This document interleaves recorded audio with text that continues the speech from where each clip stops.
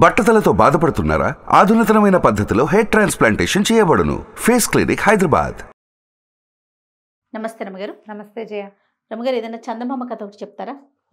చెప్తాం. తెప్పకొయ్య. తెప్పకొయ్య. తెప్పకొయ్య అంటే తెలుసా నీకు? తెలీదు రమగారు. నదిలో వాట్లలో అది తెప్ప తెలుసు. అదే తెప్పే. దాన్నేనా?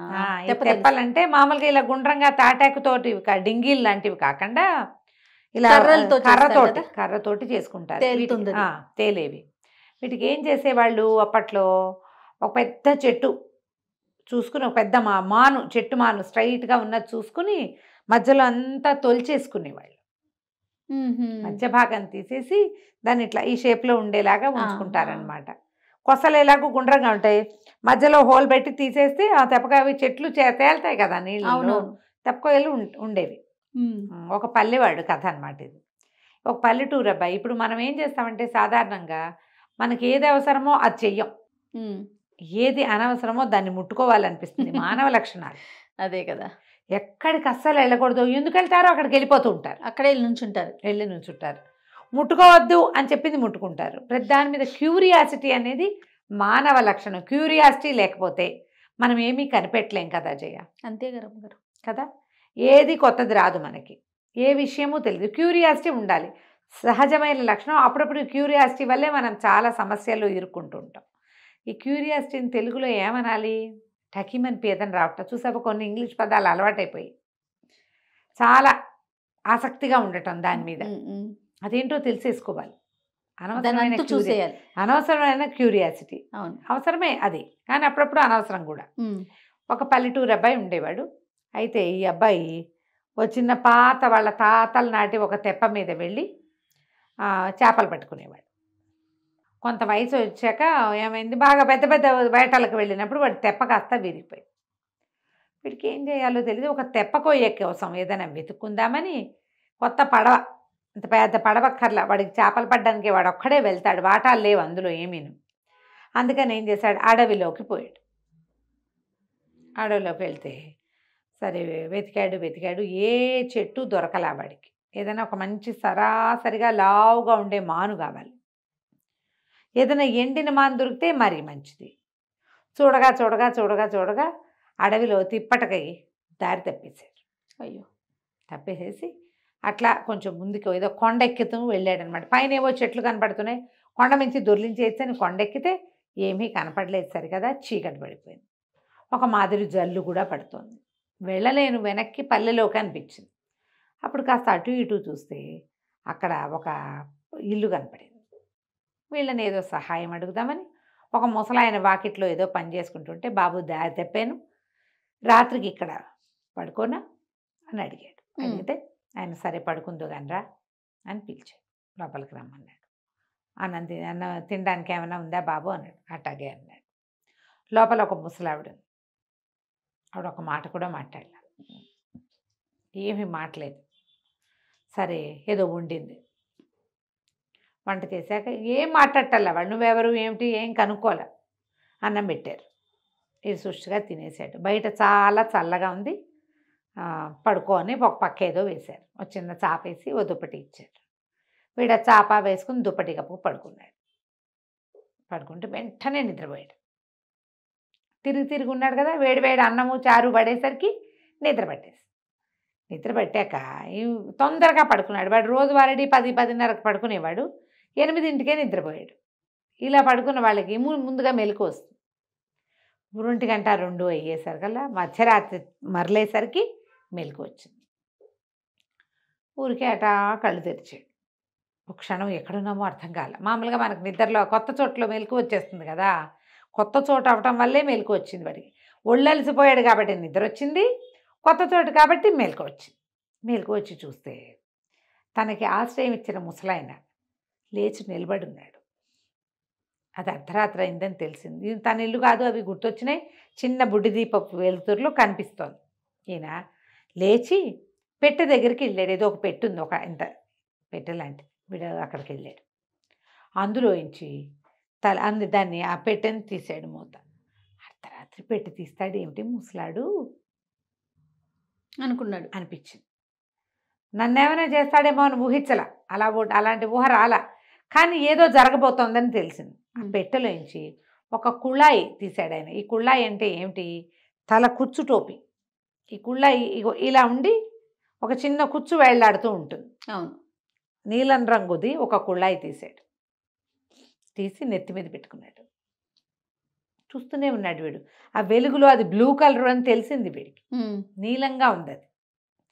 పెట్టుకుని కాశ్మీరం అన్నాడు. అన్న మరుక్షణం వీడికి కాశ్మీరం వినపడింది. ముసలాడు లేడక్కడ. వెళ్ళిపోయాడు కాశ్మీర్కి. ఓయ్, మనకు కూడా దొరికితే బాగుంటుంది. బాగుంది రమ్మగారు.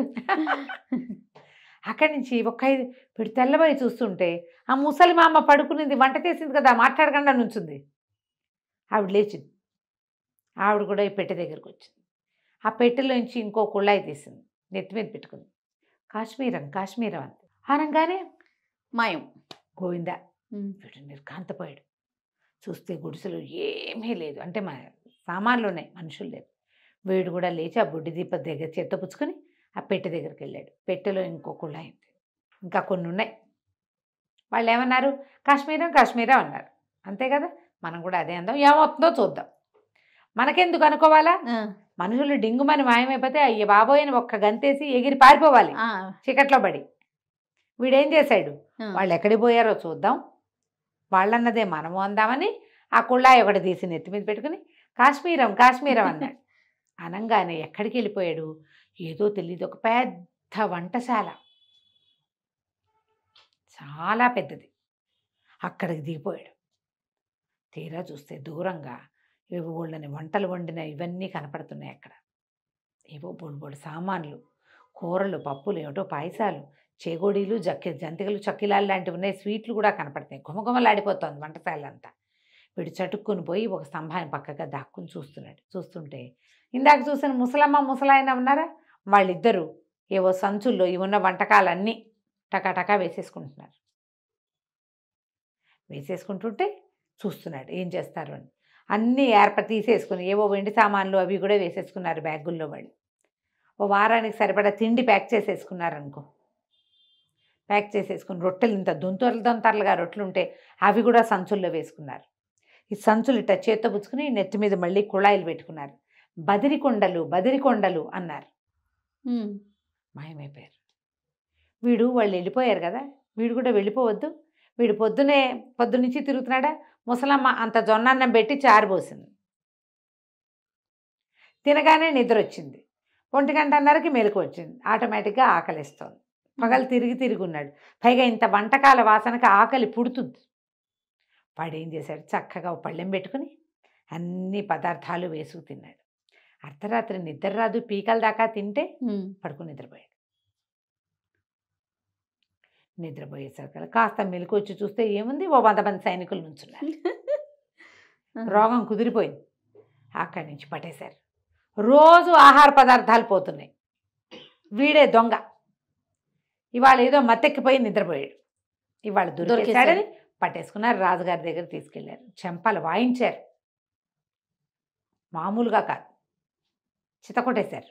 చితకొట్టేసి వెధవని ఉరిదీయండి, 15 రోజుల నుంచి అని రాజుగారు అన్నాడు. 15 రోజుల నుంచి మనం అంతా తినేస్తున్నాడు వచ్చి అంటే మంత్రి గారు అన్నాడు, మీ ఇంటికి ఇవాళ వచ్చాడు మహారాజా, మా ఇంటికి ఎప్పటి నుంచో వస్తున్నాడంటే ప్రతి వాళ్ళు చెప్పటం. అందరి ఇల్లు అయిపోయి రాజుగారి ఇంట్లో జొరబడ్డారు. అక్కడి నుంచి బండి స్తంభానికి వేసి కట్టేసేసి ఓ చోట నిలబెట్టారు. తగలబెట్టేయమన్నారు. దొంగల్ని తగలబెట్టేయాలి అక్కడ. ఊరేయండి అన్నారు కొంతమంది. కాదు, తగలబెట్టేద్దాం అనుకున్నారు. ఎటాగో ఓ చెక్కకేసి కట్టేశారు. బండి తగలబెట్టేస్తారు. బాగానే. ఇంతలో వీడికి గుర్తొచ్చింది, టొప్పి నీళ్ళ రంగు కుళాయి ఉండదు, అది ఎక్కడ పడిపోయింది ఆలోచించి ఆ మొత్తం చుట్టూత కర్రలు పెట్టారు. వీడికి కర్రలు అంటించారు. ఆ కర్రలు అంటిస్తుంటే వీడు కేకలు పెట్టాడు, ఆఖరి కోరిక తీర్చండి, చచ్చిపోతాను నేను, ఇంకా ఆఖరి కోరిక తీర్చండి అంటే ప్రధానమంత్రి వచ్చాడు. ఏం కావాలరా అని. నేను పడుకున్న చోట నీలం రంగు కుళ్ళాయిందండి, అది చిన్నప్పుడు మా అమ్మమ్మ నా కోసం చేత్తో చేసింది, చచ్చిపోతాను, దాంతోపాటు చచ్చిపోనివ్వండి నన్ను, పుట్టినప్పటి నుంచి నాతోటే ఉందన్నాడు. సరే మంటలు కొంచెం తగ్గించండిరా, వీడి కోరిక తీరుద్దామని వంటింట్లో ఆ వంటశాలలో నీల రంగు కుళ్ళాయింది, అది ఊడ్చేశారు వాళ్ళు. అది ఎక్కడుందో వెతికి పట్టుకురండి దులిపేసి అంటే పరిగెత్తుకుంటూ సైనికులు పోయి ఆ కుళ్ళాయి తెచ్చారు. ఆ కుళ్ళాయి తెచ్చి వీడి చేతికి ఇవ్వగానే వీడి నెత్తి మీద పెట్టుకుని బదిరికొండలు అన్నాడు. అనంగానే డెంగమని మాయమైపోయాడు. ఈ మంటలు అంటించారు, మాయమైపోయాడు. ఎటా మాయమైపోయాడో ఎవరికీ అర్థం కాల. వీడు తన్ని కట్టేసున్న చెట్టు దీంతో పాటు చెక్కతో పాటు వచ్చేసాడు ఇక్కడికి. మెల్లిగా చూసుకుని తాళ్ళు వెనక్కి తిరిగి తాళ్ళు విప్పుకున్నాడు. విప్పుకున్నాక చూసి అదేదో పెద్ద దారుగు, దాన్ని మోసుకుంటూ బయలుదేరాడు. చాలా పెద్దది.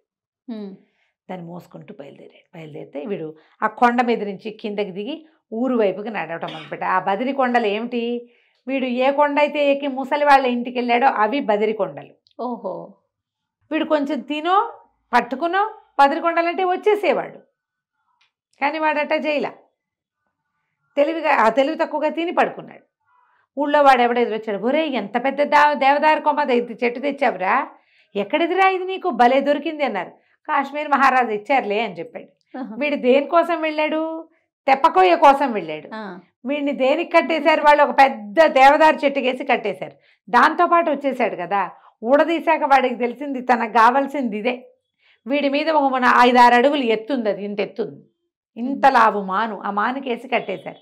తాళ్ళు ఊడదీసుకుంటే ఏముంది, ఆ మాను వీడికి కావాల్సిందే అంతే. కాశ్మీర్ మహారాజు గారు ఇచ్చారు అని చెప్పి ఆ మాను మోసుకొచ్చి దాన్నే తెప్పకొయ్యగా చేసుకున్నాడు. ఆ మొత్తం అంతా తొలిచి లోపల భాగం అంతా దాంతో చిన్న చిన్న పనిముట్లు చేసుకున్నాడు. ఆ దేవదారు కొయ్య వాడు బతికున్నంత కాలం వాడితో పాటే ఉంది. వాడు ఏం చేశాడంటే రాగానే ప్రాణాపాయం తప్పింది కదా, ఈ నీలం రంగు కుళ్ళాయిని పొయ్యిలో పడేశాడు. అయ్యో. ఇంకా అది ఉంచుకోవాలి, అదంతా ప్రమాదం. అదేలే. ముసలిదానికి ముసలివాడికి వాళ్ళకి తెలివితేటలున్నాయి. వాళ్ళు ఎంతకాలంగానో ఆహారం సంపాదించుకుంటున్నారు, వెళ్ళి అక్కడి నుంచి ఫుడ్ తెచ్చుకుని వండుకు తింటున్నారు. వాళ్ళకి ఇంకేమక్కర్లే, ఆ వయసులో తిండి కావాలి. మనకు వాళ్ళే బట్టలు నగలు ఎందుకు, ముసలమ్మలకి ముసలాయనకి ఏం అక్కర్లేదు. వీడికి ఇంకా బతకాలని ఉంది. దేవదారు చెక్క ఇచ్చారు చాలు, మనకు కావాల్సింది తెప్పకోయి కష్టపడి పని చేసుకుంటే సరిపోతుంది. ఈ మాయమంత్రాలు మనకెందుకని ఆ కుళ్ళ ఎత్తి పొయ్యిలో వారేసి హాయిగా దేవదారు తెప్పకోయతోటి జీవితంతకాలం హాయిగా చేపలు పట్టుకుంటూ సుఖంగా ఉన్నాడు. కథ కంచికి మనం ఇంటికి.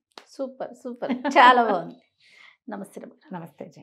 సుమన్ టీవీలో మీ పర్సనల్ అండ్ బిజినెస్ ప్రమోషన్స్ కోసం కింది నెంబర్కి కాంటాక్ట్ చేయండి.